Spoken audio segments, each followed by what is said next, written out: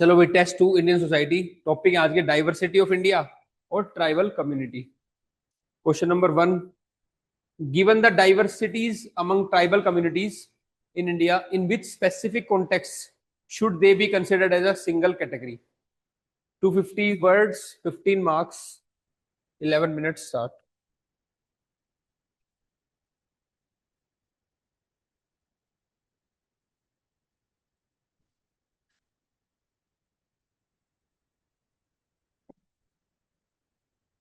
Question को समझना है कि वैसे तो बहुत डाइवर्सिटी है, लेकिन किन जगह पे उनको हम एक सिंगल कैटेगरी में कंसिडर कर सकते हैं वो बताना है आपको।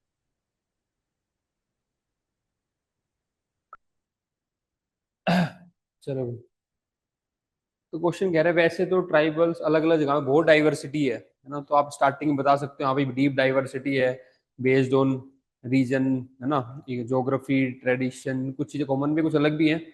तो आप बताओ, है ना, रेस के बेस पे अलग अलग बहुत डाइवर्सिटी है हमारे यहाँ पे ट्राइब्स में। फिर उसका एक मैप बना सकते हैं साइड में कि इंडिया में डिफरेंट ट्राइब्स दिखा सकते हो कहाँ पे कौन सी ट्राइब है। तो स्टार्टिंग में थोड़ी डाइवर्सिटी का कर सकते हो। फिर जो मेन एड्रेस है, जो डिमांड आपको एड्रेस करनी है, वो है कि कोई कहाँ कहाँ पे इनको हम सिंगल कैटेगरी की तरह कर सकते हैं यूटिलाइज। तो कहाँ पे करेंगे? जहाँ पे उनका वेलफेयर होगा, क्योंकि इस पूरे का जो ध्यान था ना, वो ये था कि उनको एक सिंगल ट्रीट करो उस सेंस में कि सबका अपलिफ्टमेंट करना है, सबका वेलफेयर हो, इंक्लूसिव डेवलपमेंट, उस वो थीम थी इसकी। उससे रिलेटेड अब जहां जहां तुम्हें लग रहा है, चाहे एजुकेशन हो, चाहे हेल्थ हो, चाहे उनके रिलीजियस कल्चर प्रिजर्वेशन हो, चाहे उनके पॉलिटिकल राइट्स हो, चाहे फॉरेस्ट राइट्स हो, कितने भी डायमेंशन डाल लो, बस थीम पकड़नी है। ये तरीका होता है क्वेश्चन की। इसलिए क्वेश्चन 3 बार पढ़ लो और उसकी थीम पकड़ लो, कहना क्या जा रहा है। पॉइंट्स तो अपने आप जो पढ़ रखा है तुमने उससे जनरेट हो जाएंगे आपके। तो ये जो कर लेगा फिर वो अपने आप आंसर को सही लाइन में लिख देगा और ज्यादा पॉइंट भी लिख देगा। कुछ पॉइंट्स जो हैं वो ये मैंने इसलिए यहाँ पे लिख दी, आपको आगे ट्राइब वाले क्वेश्चन में भी यूज हो जाएंगे आपके। तो जैसे कॉन्स्टिट्यूशनल एंड लीगल फ्रेमवर्क के लिए हम उनको सिंगल यूनिफाइड कर सकते हैं, जैसे शेड्यूल्ड ट्राइब्स अंडर आर्टिकल 342। ऐसे ही रिजर्वेशन के लिए आर्टिकल 15, 16, तो सभी ट्राइब्स को मिलेगा रिजर्वेशन। को सभी ट्राइब्स को, शेड्यूल्ड ट्राइब्स को एक आर्टिकल में रख दिया हमने। शेड्यूल 5 और शेड्यूल 6 जो है उसके लिए, और आर्टिकल 330 जो पॉलिटिकल रिप्रेजेंटेशन की बात करता है। ठीक है ना। तो अब आपको ट्राइबल से रिलेटेड कुछ आर्टिकल्स है वो यहीं पे याद हो जाने चाहिए। तो कॉन्स्टिट्यूशन और लीगल फ्रेमवर्क के लिए, फिर शेयर्ड हिस्ट्री ऑफ मार्जिनलाइजेशन। तो जितने भी ट्राइब्स हैं मोस्टली सभी ने कॉलोनियल टाइम से ही उनको एक मार्जिनलाइजेशन का फेस करना पड़ा है। उस टाइम से उनकी जमीन ले ली थी, लैंड एलियनेशन। ठीक है, कॉलोनियल टाइम से ही लैंड एलियनेशन हो रहा है उनका। और पोस्ट इंडिपेंडेंस भी जो lack of mainstream development है उनको असेस उसका भी नहीं मिला है। तो एक इनकी क्या है, शेयर्ड हिस्ट्री ऑफ मार्जिनलाइजेशन, ये हो गया। तो इसलिए वो सब कॉमन उस इन जगह पे हमको ट्रीट कर सकते हैं हम। Third, socio economic vulnerabilities. मैंने इसमें एक डाटा दिया, आप अलग अलग डाटा दे सकते हो। जो भी आपको सोशो इकोनॉमिक पॉवर्टी के, लिटरेसी के जो जो डेटा मिलते हैं वो आप यहाँ पे इस पॉइंट में कवर करोगे कैसे हो। पर इनकम वाइज भी सोशो इकोनॉमिक जो वनरेबिलिटीज है उनमें से लगभग सारे ट्राइबल्स क्या है, पुअर है। ठीक है। लिटरेसी से इंडिया के लेवल पे लिटरेसी 74% है, और ट्राइबल्स में लिटरेसी कितनी है, 59%। तो ये डिस्पैरिटी शो करनी है आपको। ठीक है। अंडर न्यूट्रिशन है ये। तो यहाँ पे जो सोशो इकोनॉमिक वेरिएबिलिटी जो डेटा थे वो यहाँ पे डलेंगे। फिर कल्चरल और इकोलॉजिकल कनेक्ट, उन सबके ये चीज कॉमन मिलेगी। एनिमिज्म हो गया, नेचर वर्शिप हो गया, इसके लिए आप उनको एक सिंगल ट्रीट कर सकते हो कैटेगरी में। ठीक है, नेचर वर्शिप हो गया, एनिमिज्म हो गया, ओरल ट्रेडिशन हो गया, कम्युनिटेरियन वैल्यूज हो गया। उन सब में कम्युनिटी की भावना होती है, कम्युनिटेरियन वैल्यूज है। ठीक है, ये हो गया। And last is the political mobilisation and representation. जब उनके राइट्स की बात आती है तो ये सारे एक साथ पॉलिटिकली मोबिलाइज हो सकते हैं, एक मूवमेंट बन सकती है, उसके लिए इनको सिंगल ट्रीट कर सकते हैं। ठीक है, to ensure their rights. Movements like tribal autonomy campaigns, इस तरीके के आप उनको रिप्रेजेंटेशन के लिए, पॉलिटिकल मोबिलाइजेशन और रिप्रेजेंटेशन के लिए इन सब कैटेगरी में उनको एक साथ ट्रीट कर सकते हैं। फिर लास्ट में, क्योंकि आपने पहले डाइवर्सिटी बताया, फिर कहाँ पे सिंगल कैटेगरी करें, 2 पेज हो जाएंगे, 2 ढाई पेज। उसके बाद थोड़ा अगर पेज बचता है, थोड़ा आप इसमें वे फॉरवर्ड बता सकते हो कि कैसे इनकी कंडीशन को इंप्रूव कर सकते हैं, क्योंकि इतना कंटेंट होगा नहीं इस आंसर में। इसलिए थोड़ा वे फॉरवर्ड लेके उसको हम 3 पेज अपने को भरना ही भरना है, कैसे करके, ये तरीका है। ठीक है। हैं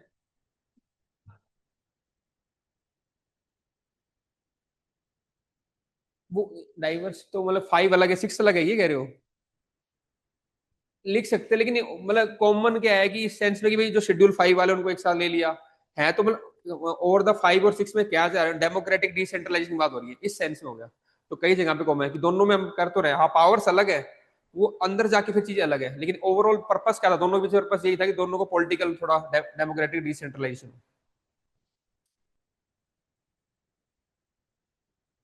next, question number 2, examine the uniqueness of tribal knowledge system when compared with the mainstream knowledge and cultural system. तो 3-4 पॉइंट जैसे पहले वाले क्वेश्चन से मिल जाएंगे, 3-4 इससे मिल जाएंगे, ठीक है, एक दो और ऐसे आपको 2-3 क्वेश्चन हर एक टॉपिक पे लिखोगे ना तो टॉपिक कवर हो जाता है। अब ट्राइब का क्वेश्चन आएगा तो फिर आपके मोस्टली 4-5 पॉइंट कवर हो जाएंगे। ये फायदा होता है पीवाईक्यू करने का। करो इसको स्टार्ट। 150 words 10 marks. चलो भाई देखो कैसे यूनिक है ट्राइबल की जो नॉलेज है ना। तो पहले तो आप बताओगे इन्होंने गेन कैसे की, इंटर जनरेशनल विजडम है, चलती आ रही कब से स्टार्टिंग में, ठीक है। और यूनिक कैसे है वो, क्योंकि वो लोग रहते हैं they are more proximate to the nature, बिल्कुल नेचर के पास है, तो रियल टाइम जो है। हम लोग कैसे करते हैं ऐप के थ्रू या बाद की, तो हमें आइडिया नहीं, हम तो बस एल्गोरिदम के थ्रू। वो लोग जो नॉलेज पोजेस करते हैं दे get the first hand experience, ठीक है। तो उनका है प्रोक्सीमिटी ऑफ नेचर के कारण they get the real time knowledge of the forest ecology and weather.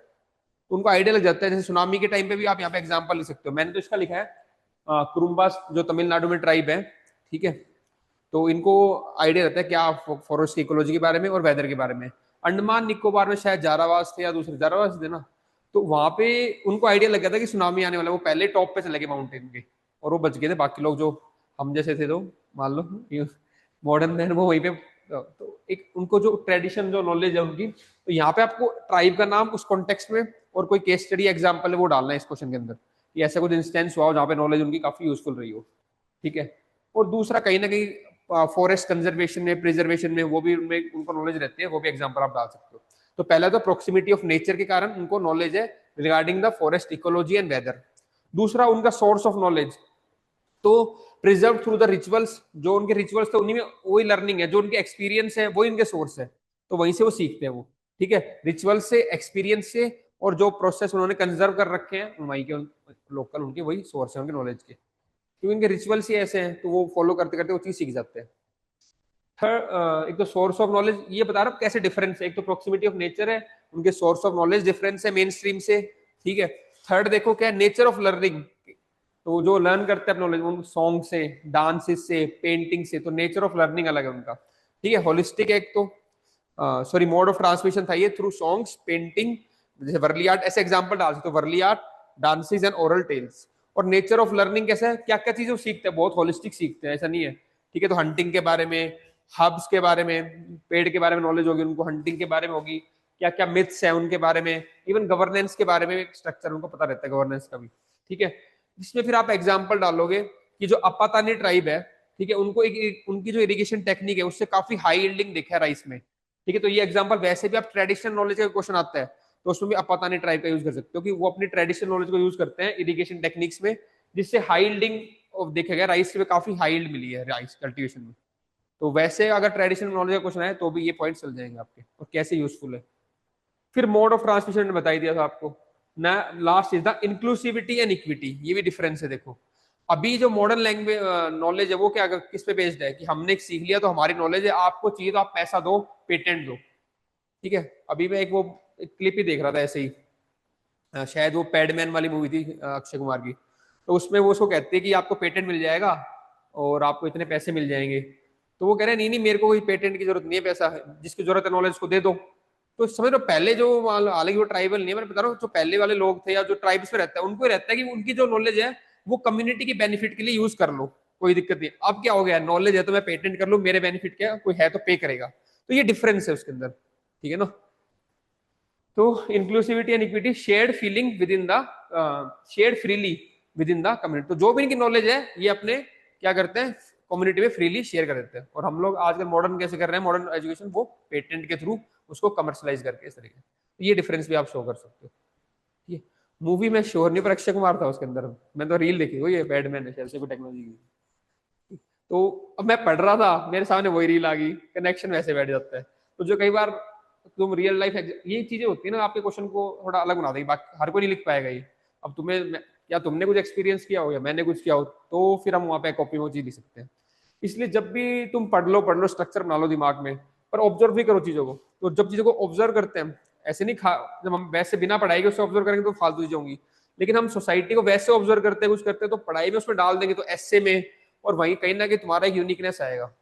और ये मतलब यहाँ पे तो इतना टाइम होता नहीं है, लेकिन एसए में टाइम होता है हमारे पास, तो वहां पे हमें कोशिश करनी है अपने एसए को यूनिक बनाना है, अपने एग्जाम्पल्स के थ्रू, अपने इमेजिनेशन के थ्रू, अपने आर्टिकुलेशन के थ्रू, अपनी केस स्टडी के थ्रू, है ना। वो सब अपने को एसए में बहुत ज्यादा हेल्प करेंगी सारी चीजें। तो यहाँ पे अगर भले उसकी स्पेस ना होती, लेकिन एसए में वो स्टोरी हो जाएगी। कैसे हमारी ट्रेडिशनल नॉलेज का अगर कुछ अगर ऐसे आ जाता है, कैसे हमारे कम्युनिटी शेयरिंग पे कोई ऐसे आ जाता है, तो उन पे आप वो सब एग्जाम्पल यूज कर सकते हो इस तरीके से। तो ये ओवर द टाइम चीजें डेवलप होंगी, साइड में अपना लिखते चलो और उसको प्रैक्टिस करो। इन्वॉल्व होना बहुत जरूरी है। जब हम किसी प्रोसेस में बहुत डीपली इन्वॉल्व होते हैं ना, थॉट प्रोसेस वैसा लाइन हो जाता है हमारा, तो हमें बहुत और कुछ सब छोड़ के इसी में इन्वॉल्व होना है, तो उस साल तुम्हारा रिजल्ट पक्का आएगा। अगर तुम और कुछ नहीं कर रहे हो, केवल पढ़ाई पढ़ाई कर रहे हो, डीपली इन्वॉल्व हो ना, हर चीज को उसी से रिलेट कर रहे हो। क्योंकि अब मैं भी पढ़ाई कर रहा हूँ तुम्हारे साथ, मैं भी और कुछ नहीं करता दिन भर, पीवाई को तैयार करता हूँ, पढ़ाता हूँ। तो वैसे मैं मूवी देख लेता अलग बात थी, पर अब ये मूवी मैंने क्लिप देखी, रील देखी उसमें, तो मेरे को रिलेट यहाँ पे आंसर में यहाँ पे नहीं हुआ। तो इसलिए इन्वॉल्वमेंट होती है पढ़ाई में, तो फिर बाकी सब चीजें तुम्हें सही में फिर कायनात बनाने में लग जाती है। तुम्हें हर चीज में वही लगेगा कि तुम्हारे पेपर से रिलेट हो चीजें। ठीक है, चलो।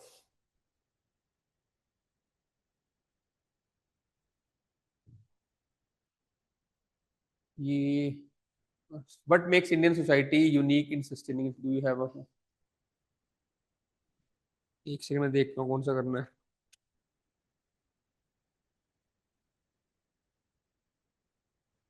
Do you have cultural pockets,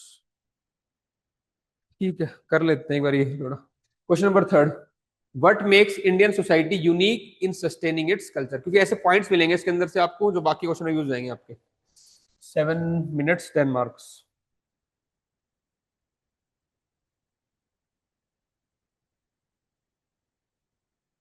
हो गया आई थिंक टाइम, ठीक है। चलो, देखो पहले भी एक बार हिस्ट्री में क्वेश्चन आया था कि कैसे बाकी सिविलाइजेशन डिग्रेड होगी, पर हमारी सिविलाइजेशन अभी भी कंटिन्यूअसली मेंटेन कर पा रही है। अब उसको थोड़ा रिफ्रेज करके बता दे कैसे इंडियन जो है, but makes Indian society, society के रिस्पेक्ट पूछ लिया, unique in sustaining its culture, है ना। तो हम कैसे यूनिक अभी तक अपने सस्टेन कर रहे हैं अपने कल्चर को, तो सोसाइटी वाले पॉइंट लिखने थे। ठीक है, पहला आप देखो, रिलीजियस सिंक्रेटिज्म, तो इंटरफेथ जो हमारे होता है ना, ऐसा नहीं हम डिस्ट्रॉय करने की बात करते हैं, हम दोनों फेथ को सबको रखते हैं साथ एक साथ। तो उससे करेक्ट जो ट्रेडिशन है जो है सोसाइटी की वैल्यू वो कंजर्व होती जा रही है।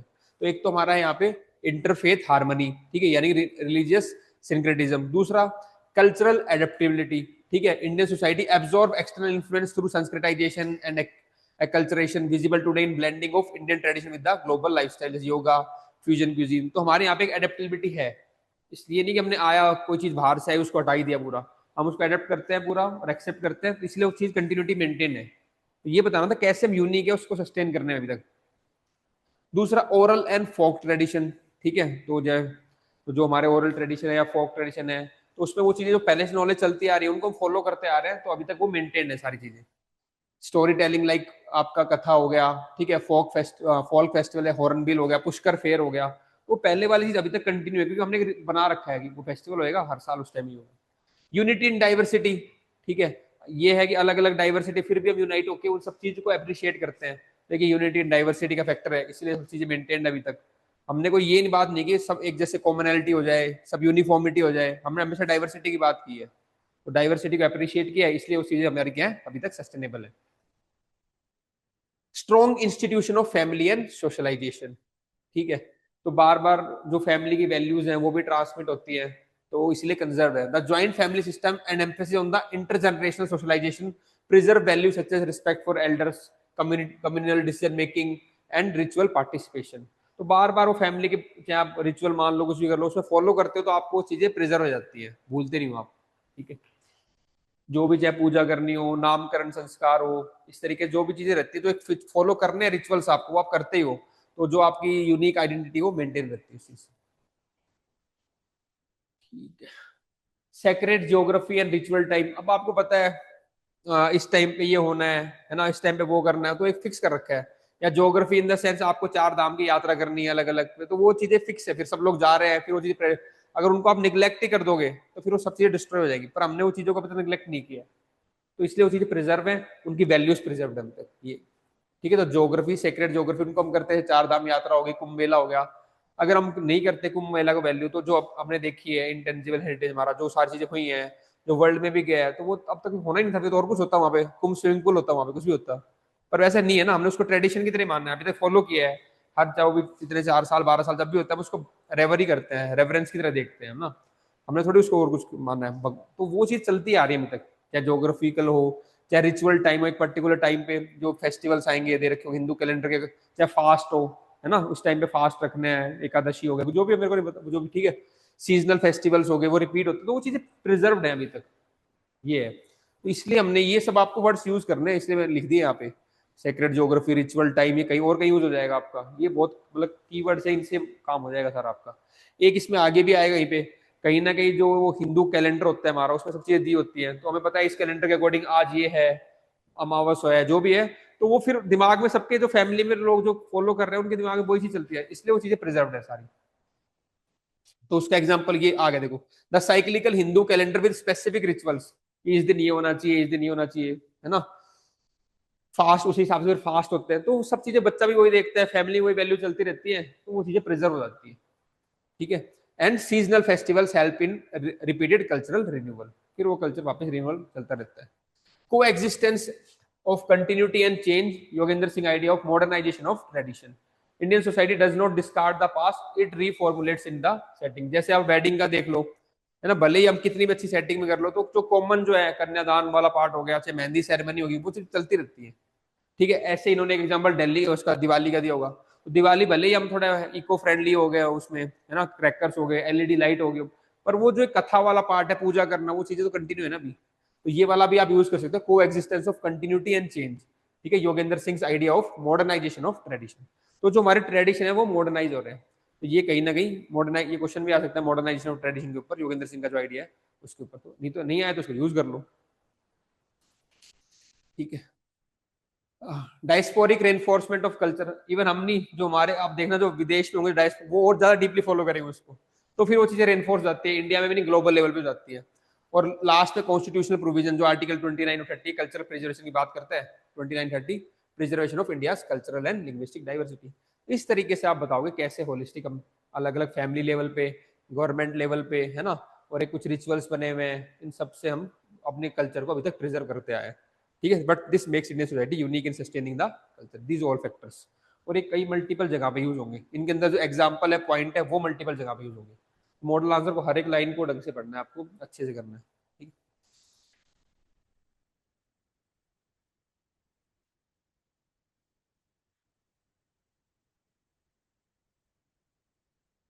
Next question number 4, do we have cultural pockets of small India all over the nation, elaborate with example.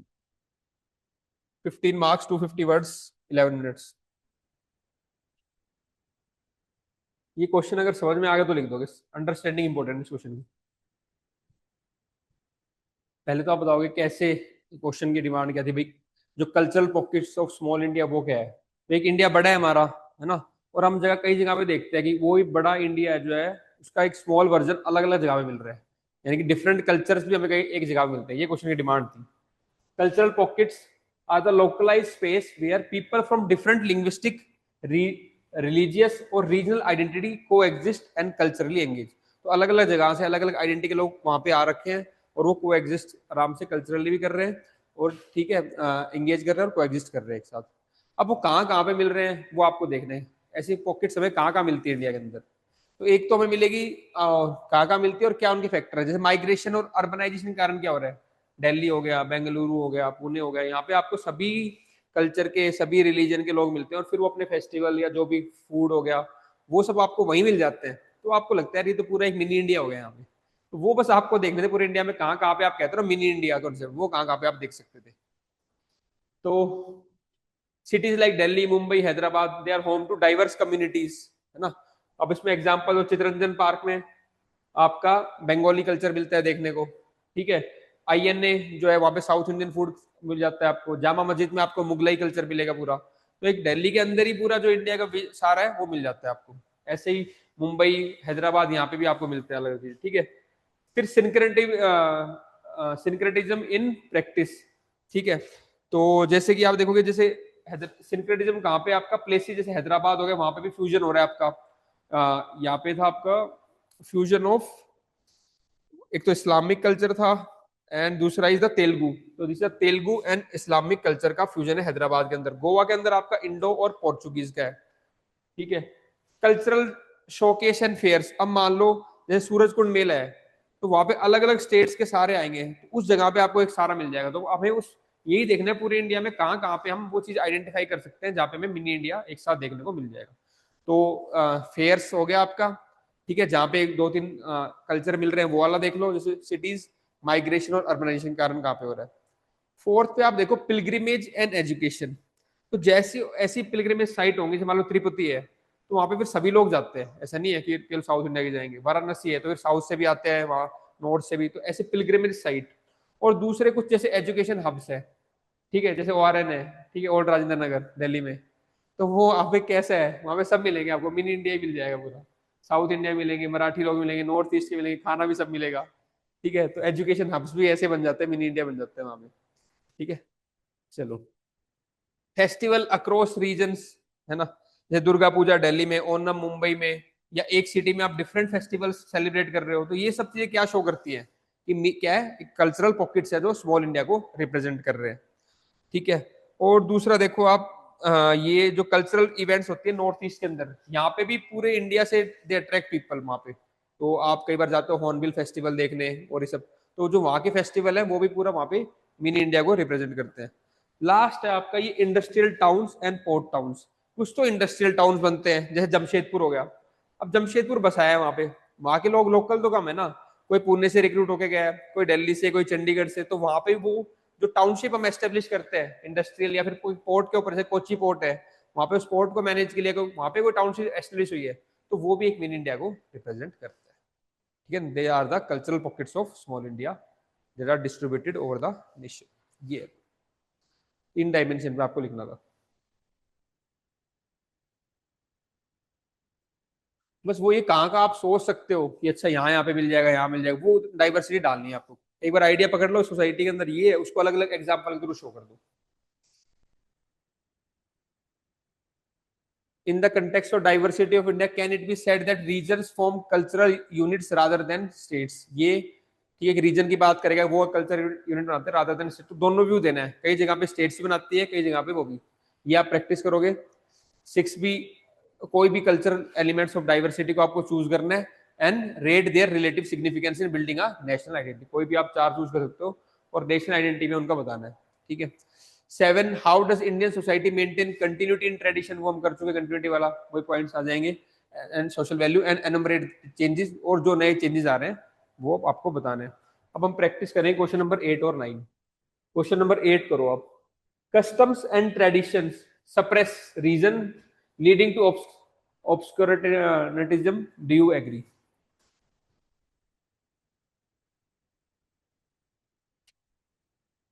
250 words, 15 marks, 11 minutes। System है वो सप्रेस करते हैं ऑब्सक्यूरेटिज्म को, यानी कि रीजनिंग को, ठीक है, रीजनिंग को या फिर साइंस को या प्रोग्रेसिव वैल्यू को। तो आप बताओगे हाँ भाई कई जगह पे तो सप्रेस करते हैं ये। तो जैसे मान लो परपिचुएशन ऑफ एक्सप्लॉइटेशन, प्रैक्टिस ऑफ सती हो गया आपका, ठीक है, निकाह हलाला हो गया, जो कुछ चल रही है वो एक्सप्लॉइटेशन को परपिचुएट करती है, तो वहां पे सप्रेस कर रहे हैं reason, without any reason they are doing, ठीक है। सेकंड, ऑनर किलिंग हो गया, कास्ट बेस्ड ऑपरेशन हो गया, है ना, इसमें इंटरकास्ट मैरिज का आप एग्जांपल दे सकते हो। फिर थर्ड पे आता है आपका रिलीजियस एक्सक्लूजन, तो जेंडर बेस्ड एक्सक्लूजन देखा गया था, है ना, सबरीमाला में, तो वहां पे आप एग्जांपल दे सकते हो religious based exclusion. Public health and customs, कोविड-19 के टाइम पे रिलीजियस एडवाइजरी हो गई थी, वहां पे गैदरिंग हो गई थी, है ना, उस तरीके से वैक्सीन के लिए कई बार कई गुरु ने मना कर दिया था, तो ये इसका क्या है, पब्लिक हेल्थ एंड कस्टम्स, वहां पे वर्सेस कस्टम कई बार होता है। डिनाइल ऑफ एलजीबीटीक्यू राइट्स कई बार, ठीक है ना, तो most of the homosexuality is often condemned based on traditional values, denying constitutional rights and human dignity। ये यहाँ पे क्या होता है, it can suppress the reason. लेकिन ऐसा नहीं है, कई जगह पे आप कहोगे फ्लिप साइड भी है, it can also be rational, ठीक है। तो tradition can also be rational, they can be rational. तो कहाँ कहाँ पे रैशनल है, जैसे मान लो touching the elders feet, it promotes respect and harmony society में, ठीक है। Hand wash before meals, it promotes hygiene, ये हमारे ट्रेडिशन चलते आ रहे हैं, और even the west now these are recognised by the western culture, वो भी इसको रिकॉग्नाइज कर रहे हैं हम। सेकंड, ठीक है, प्रिजर्विंग सोशल बॉन्ड्स, जैसे ग्रीटिंग विद नमस्ते और कम्युनिटी फेस्टिवल। तो ऐसे जब चीजें होती है तो एक पूरी जो आपकी इमोशनल वेलबींग का उसका पूरा ध्यान रखता है। जो भी रिचुअल्स बने थे कुछ सोच समझ के बने थे, ठीक है ना। अगर आप ऐसे हर एक को मान लो जैसे बाहर देखते हो ग्रीटिंग्स करते हैं, हम लोग क्या करते हैं नमस्ते करते हैं, तो एक सोशल बॉन्डिंग बनी रहती है उससे, एक इमोशनल वेलबींग होती है, ठीक है ना। ग्रीटिंग विद नमस्ते और कम्युनिटी फेस्टिवल्स, वहां पे सब लोग मिलते हैं, ठीक है। तो इट फोस्टर कलेक्टिव आइडेंटिटी, एक कलेक्टिव आइडेंटिटी होती है और इमोशनल वेलबींग, इसके फायदे होंगे। नॉलेज एम्बेडेड इन ट्रेडिशन, तो हमारे यहाँ पे जैसे हर्बल मेडिक कुछ ऐसी ऐसी दवाइयां होती है मान लो, जो या फिर ऐसे कुछ होते हैं घर के जो नुस्खे होते हैं, है ना, तो उनसे हम क्या होता है ठीक हो जाते हैं, वैसे एलोपैथी की जरूरत नहीं पड़ती है। तो ये नॉलेज का पार्ट है। ट्रेडिशन कैसे में नॉलेज में भी हेल्प कर रहा है। नॉलेज एम्बेडेड इन ट्रेडिशन, जैसे हर्बल मेडिसिन हो गया, आर्किटेक्चर डिजाइन है, कुछ पहले के कुछ घर देखते होगे आप लोग, काफी उनकी रूफ काफी ऊपर होती थी, ताकि जो गर्म हवा ऊपर चली जाए, फिर ऊपर एक रोशनदान होता था, वहां से गर्म हवा निकल जाती थी। ये सब आर्किटेक्चर डिजाइन होते थे, तो वो हम देख सकते हैं वहां से, ठीक है। इवन कुछ एग्रीकल्चर टेक्निक्स है ना, कुछ कब प्लांट करना है, कैसे करना है, इवन वाटर कंजर्वेशन टेक्निक्स है, कुछ बाउली हो गया, जोड़ हो गया, इस तरीके से। तो ये सब हमारे नॉलेज का एम्बेडेड इन द ट्रेडिशन। फिर ट्रेडिशन एंड रिफॉर्म, और ये भी देखा गया ऐसा नहीं है कि ट्रेडिशन हमेशा रिजिड रहता है, ट्रेडिशन में भी रिफॉर्म्स आए हैं और उन्होंने एक्सेप्ट किया है, ठीक है ना। आप फिर एग्जांपल दोगे reform movements by Buddha and Guru Nanak, जहाँ पे Guru Nanak ji, tradition can evolve with the आपका रीजन, तो रीजन के साथ ट्रेडिशन भी कहीं ना कहीं इवॉल्व होता है। तो ऐसे आपको दोनों तरफ से बैलेंस करके इसको बताना, ठीक है। एक लास्ट क्वेश्चन और है, उसको करते हैं।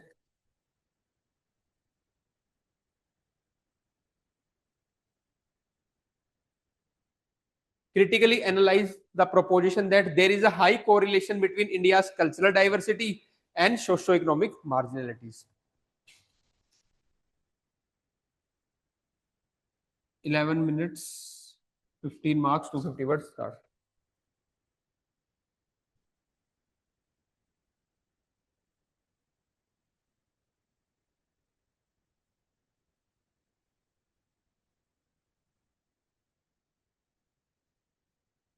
Critically analyze करना था।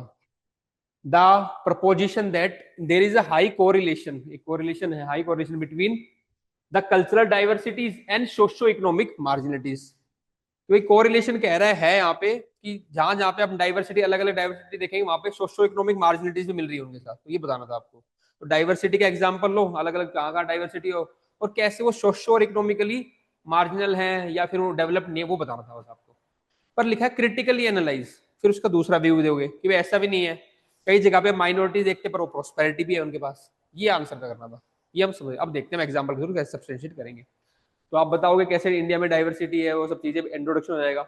Cultural diversity and socio economic मार्जिनलिटीज, इनका कोरिलेशन बताना है आपको। ट्राइबल कम्युनिटीज का आप देखो, तो ट्राइबल कम्युनिटीज के अपने आप में एक डाइवर्सिटी का पार्ट है ना, पर उनमें हम देख रहे हैं कहीं ना कहीं सोशो इकोनॉमिक मार्जिनलिटीज है। जो हमने पहले डेटा किया था 54% किया था एजुकेशन लिटरेसी, वो भी आप यूज कर सकते हो यहाँ पे। नेशनल लेवल पे ये है, स्टेट लेवल पे ट्राइबल के क्वेश्चन में ये हमेशा लग जाएगा, टेबल बना देना। नेशनल लेवल पे फूड हर हंगर की या एनीमिया जो भी है वो इतना है, नेशनल लेवल पे इन्फेंट मोर्टेलिटी, मैटरनल मोर्टेलिटी इतनी है, और ट्राइबल की इतनी है, एजुकेशन इतना है उतना। ये डिस्पैरिटी शो कर सकते हो आप, एससीज में कर सकते हो, एसटी में कर सकते हो, और नेशनल लेवल का एवरेज। ये एक कंपैरिजन का बन जाता है सोसाइटी के अंदर पार्ट। तो आप बताओ कैसे ट्राइबल कम्युनिटी में, कैसे रिलीजियस माइनॉरिटी में।